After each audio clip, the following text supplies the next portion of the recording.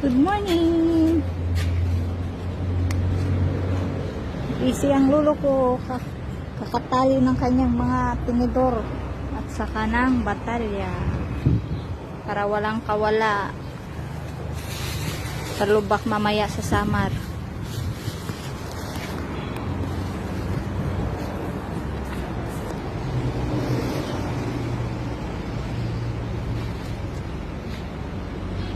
Ready na uling bumiyahe papuntang Alin Samar.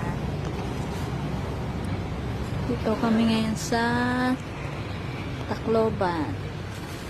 Yan.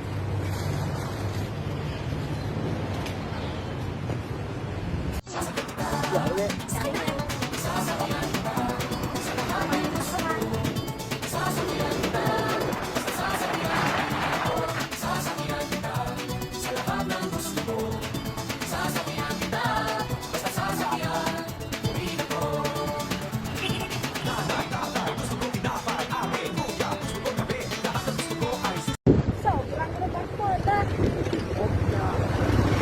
Ang ganda-ganda ng kalsada dito sa Samar. Talagang maaano kang utak mo.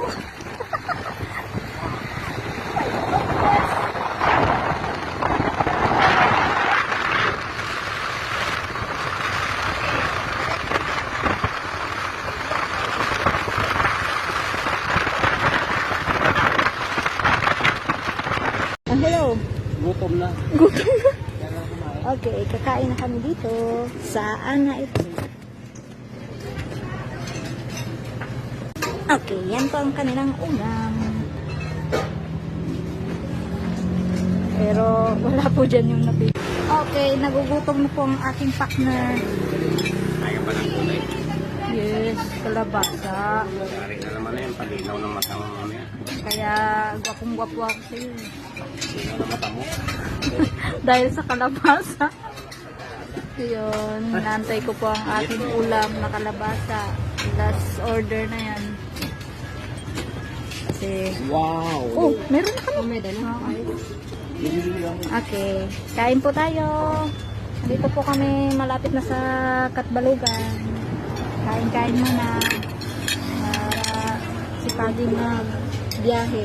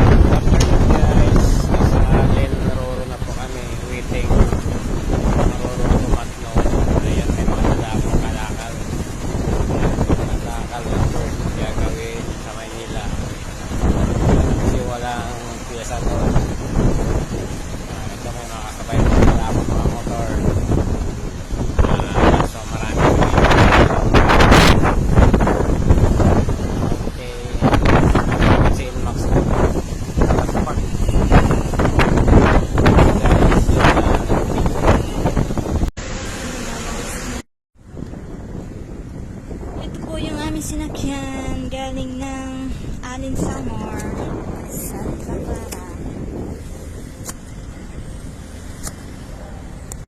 At ito na nga lumalabas ng aking partner. Thank you sa safe travel, Lord.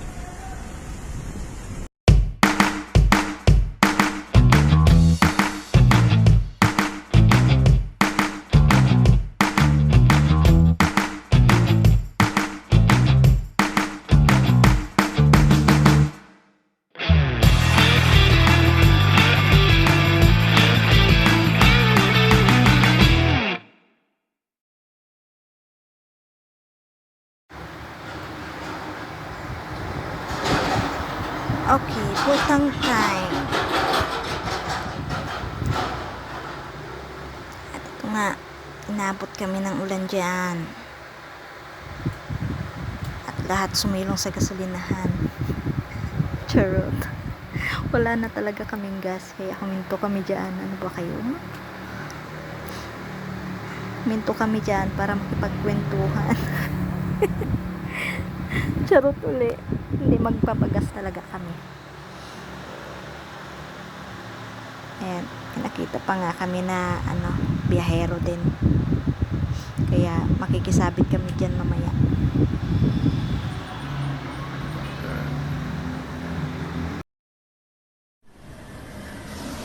Ito po yung nangyari sa amin nung galing kami ng Matnog papuntang Bato. So may kasabay kami 5 motor.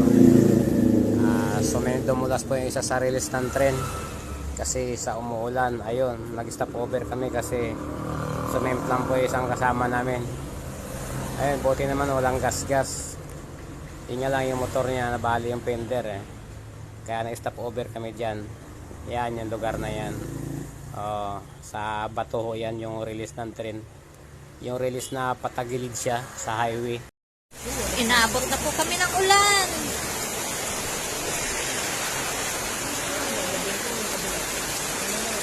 Lakas ng ulan dito.